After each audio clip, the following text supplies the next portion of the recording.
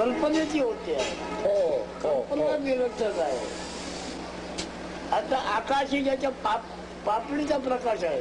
पापणी उघडल्यानंतर आकाश निर्माण होते. मग तो कसा आहे? ब्रह्मांड प्रलयाने ज्याला स्पर्श केला नाही तो आया. ब्रह्मांड प्रलयाने सुद्धा ज्याला स्पर्श सुद्धा करू शकला नाही तो आया. होय म्हणत नाही ना. तुम्ही ओळखत नाही किंवा जाणत नाही म्हणजे तो नाही म्हणणार. भले तुम्ही ओळखत तुम्हाला कळत नाही.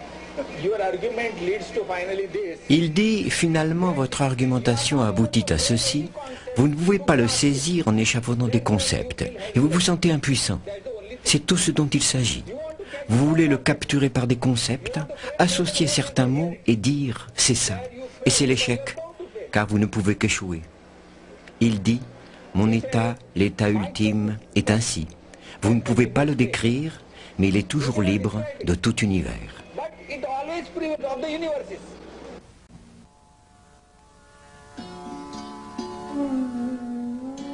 Il n'existe absolument aucune différence entre moi et les autres, excepté que je me connais tel que je suis. Je suis tout, et contrairement à vous, j'en ai la certitude. En réalité, je n'entends ni ne réponds. Dans le monde des événements, la question arrive et la réponse arrive. Rien ne m'arrive. Tout arrive, c'est tout. Dès ma naissance, ma destinée fut d'être un homme simple, de scolarité élémentaire, un modeste commerçant. Ma vie fut ordinaire, avec des désirs et des peurs. Lorsque, par la foi en mon maître et l'obéissance à ses paroles, j'ai réalisé mon être véritable, j'ai laissé derrière moi ma nature humaine prendre soin d'elle-même, jusqu'à ce que sa destinée soit accomplie. Occasionnellement, il se produit une ancienne réaction, émotionnelle ou mentale, mais elle est immédiatement remarquée et écartée. Après tout, tant qu'on est encombré d'une personnalité, on est exposé à ses particularités et à ses habitudes. Un visiteur demanda à Maharaj pourquoi la réalisation de sa véritable nature était si importante. Sans la réalisation, vous serez consumé par la répétition insensée des désirs et des peurs dans des souffrances sans fin. La plupart des gens ignorent qu'il peut y avoir une fin à la douleur. Mais une fois qu'ils ont entendu la bonne nouvelle, il devient évident pour eux que la tâche la plus urgente est d'aller au-delà de tous les conflits et de toutes les luttes. Vous savez que vous pouvez être libre, et à présent cela dépend de vous.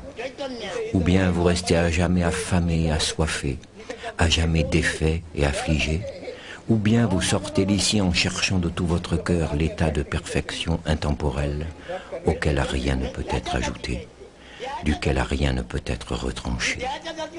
En lui n'existe ni désir ni peur, non parce qu'on y a renoncé, mais parce qu'ils ont été vidés de leur sens.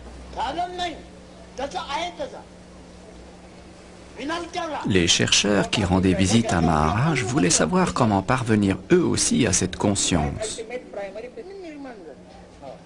Comment procédez-vous pour découvrir quoi que ce soit? En y fixant votre esprit et votre cœur. Il faut de l'intérêt et ne jamais oublier. Se rappeler ce dont il faut se rappeler est le secret du succès. Il vous faut de la ferveur pour y parvenir. Recherchez un esprit clair et un cœur limpide. Il vous suffit de demeurer tranquille et vigilant, tout en cherchant au sein de votre véritable nature. C'est le seul chemin vers la paix. Tout arrive de lui-même. Ni le chercheur, ni le gourou ne font quoi que ce soit. Les choses arrivent comme elles arrivent. Le blâme ou l'éloge sont attribués plus tard. Les visiteurs posaient souvent des questions sur l'effort et sur l'aide que les disciplines spirituelles apportent à l'éveil du rêve qu'est l'ignorance. Lorsqu'on a besoin d'effort, l'effort apparaît. Lorsque l'absence d'effort devient essentielle, elle s'affirme d'elle-même. Vous n'avez pas à régenter la vie. Laissez-vous simplement porter par son flux et consacrez-vous entièrement à cette tâche du moment présent qui est de mourir maintenant au maintenant. Car vivre, c'est mourir. La vie ne peut exister sans la mort. On doit en définitive aller au-delà du savoir, mais la connaissance doit apparaître et on peut y parvenir grâce à une méditation constante.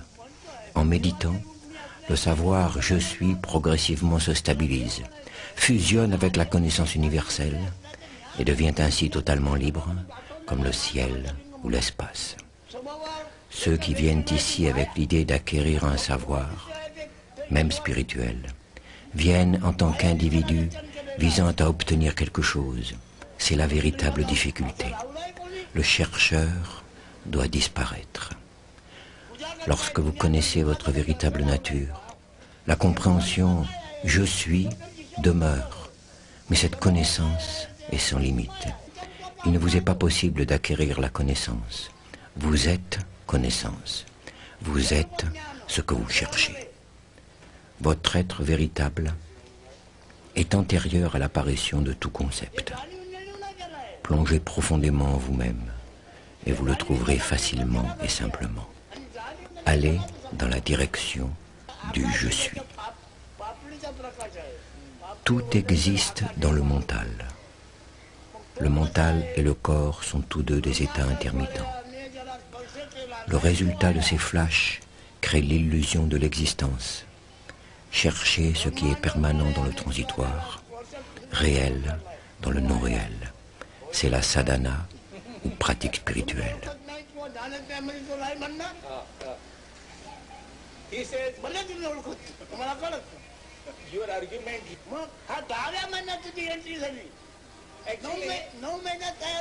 Tous ceux qui ont atteint la réalisation dans l'instant, par simple contact, regard ou pensée, étaient mûrs pour cela. Mais ils sont très peu nombreux. La majorité a besoin de temps pour mûrir. La sadhana est une maturation accélérée. Comment aborder cette pure présence dont parle Maharaj sous l'aspect d'être un avec elle? En tout premier lieu, vous devez réaliser que vous êtes la preuve de tout, y compris de vous-même. Aucun être ne peut prouver votre existence, car son existence doit d'abord être confirmée par la vôtre. Votre existence et votre connaissance sont les vôtres. Vous venez de nulle part et n'allez nulle part. Vous êtes être et présence intemporelle.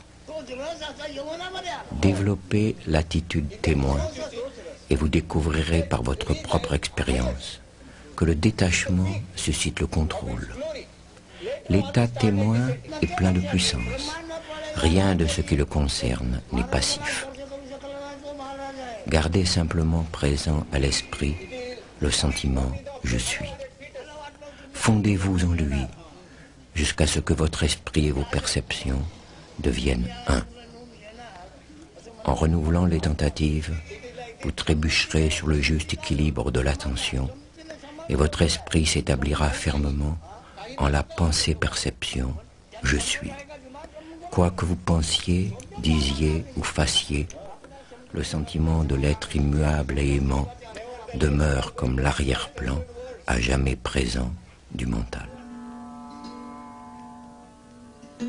Le plus grand gourou est votre soi intérieur. En vérité, il est le maître suprême. Lui seul peut vous conduire à votre but et lui seul vient à votre rencontre au bout du chemin. Faites-lui confiance et vous n'aurez besoin d'aucun gourou extérieur. Mais, je le répète, vous devez avoir un ardent désir de le trouver et ne rien faire qui puisse créer des obstacles et des retards. Vous n'êtes jamais sans gourou, car il est éternellement présent en votre cœur. Ce qu'il veut de vous est simplement que vous appreniez la présence à soi, le contrôle de soi, l'abandon au soi. Cela peut sembler ardu, mais c'est facile si vous êtes fervent, et tout à fait impossible si vous ne l'êtes pas. Tout cède devant la ferveur. Le véritable gourou ne vous humiliera jamais, pas plus qu'il ne vous éloignera de vous-même. Il vous ramènera constamment au fait de votre perfection intrinsèque et vous encouragera à chercher au-dedans de vous. En ce qui concerne le sens illusoire d'être, traditionnellement nommé ego, Nisargadatta dit que découvrir la source du concept « je suis » et comprendre absolument qu'il n'est rien d'autre qu'une idée conceptuelle de soi-même est le chemin vers la réalisation de soi et la complétude. Maharaj demande aux chercheurs d'être dans l'état qui précède l'expérience « je suis ».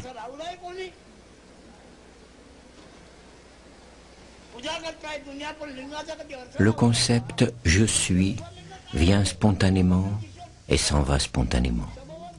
Quand il apparaît, il est étrangement tenu pour réel. Toutes les méprises survenant ensuite viennent de cette impression de réalité dans le « je suis ».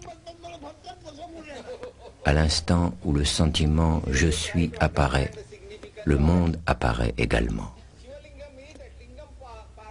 Quelle que soit l'image que vous ayez de vous-même, elle n'est pas réelle. La connaissance véritable consiste à demeurer dans votre propre soi. L'enseignement de Maharaj déplace notre présence consciente du concept « je suis », sentiment d'identité distincte, à un état non duel d'unité avec l'absolu, qui est notre nature véritable. Des visiteurs ont demandé des éclaircissements à propos de cet état de vacuité. Je veux dire libre de tout contenu. Je ne suis pour moi-même ni perceptible ni concevable. Il n'y a rien que je puisse désigner en disant « je suis ceci ». Vous vous identifiez à tout si facilement. Je trouve cela impossible. L'impression « je ne suis pas ceci ou cela » ou « rien n'est mien » est si forte en moi que dès qu'un objet ou une pensée apparaît, il me vient immédiatement le sentiment « ceci, je ne le suis pas ». Je découvre qu'en déplaçant d'une manière ou d'une autre le foyer de l'attention, je deviens la chose même que je suis en train de regarder, et je ressens le type de conscience qu'elle possède. Je deviens le témoin intérieur de la chose. Je nomme amour cette capacité de pénétrer les autres foyers de conscience, mais vous pouvez lui donner le nom que vous voudrez. Puisqu'en tous les points du temps et de l'espace, je peux être à la fois le sujet et l'objet de ce qui est vécu, j'exprime cela en disant que je suis les deux, et aucun est au-delà des deux. Du point de vue de la réalisation du soi ou éveil, il n'existe pas d'individu. Le soi, ou Dieu, existe en tant que toute la manifestation. Un visiteur demanda à Maharaj comment cette individualité était née et pourquoi nous pensons être des individus séparés.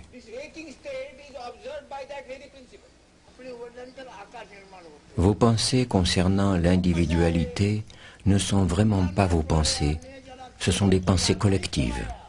Vous croyez être celui qui a les pensées. En fait, les pensées surgissent dans la conscience. Au fur et à mesure que se développe notre connaissance spirituelle, notre identification avec le corps mental diminue et notre conscience se déploie en conscience universelle. La force vitale continue d'agir, mais ses pensées et ses actes ne sont plus limités à l'individu. Ils deviennent la manifestation totale. C'est comme pour le vent qui ne souffle pas pour un individu, mais pour la manifestation tout entière.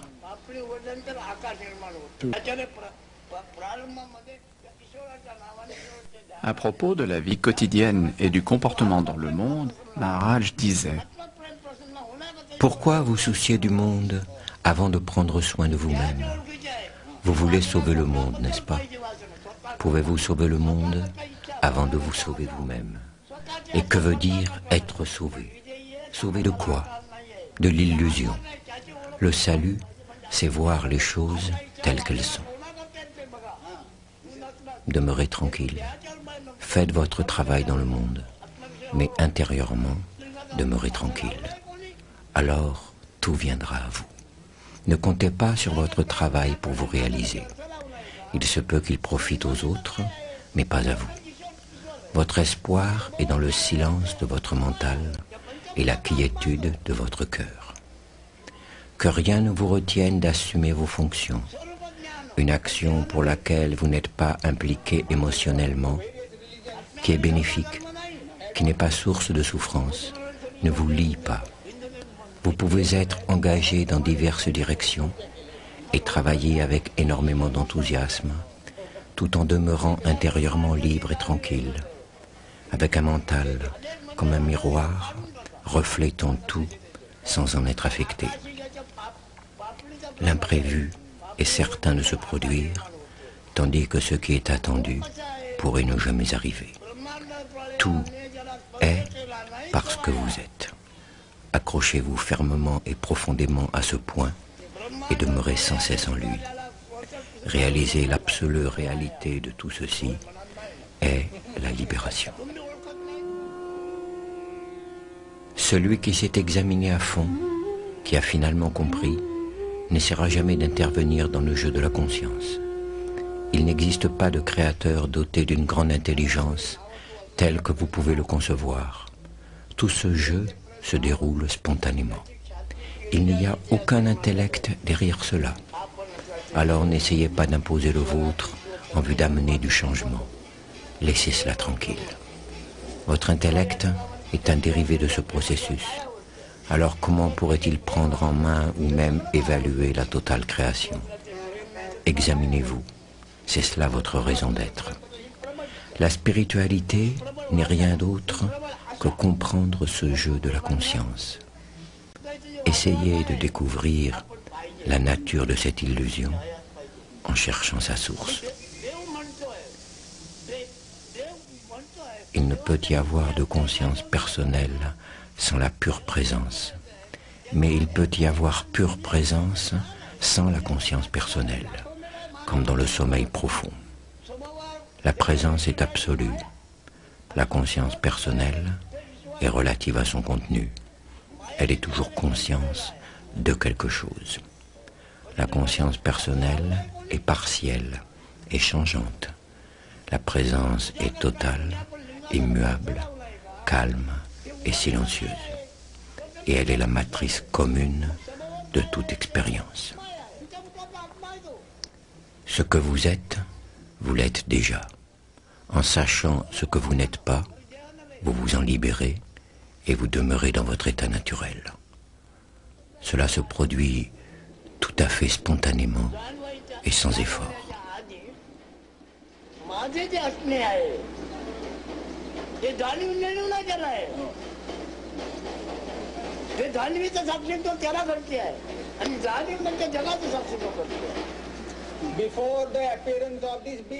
Avant l'apparition de cet être-té, cet état, quel qu'il puisse être, est antérieur, ou plutôt au-delà de l'état d'être et du non-être. Je prédomine en cet état, avant l'apparition de l'être-té, et aussi avant l'apparition de la non-être-té. Et avec l'état de veille, ce monde entier se manifeste. Mon monde se manifeste en raison de mon être-té. Cela aussi est observé par cet état qui est antérieur à l'être-té.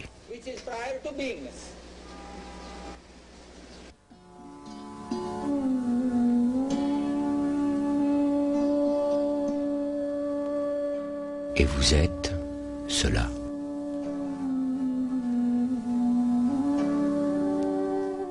Maharaj mourut le 8 septembre 1981. Sa présence demeure. Elle est la conscience en chacun de nous.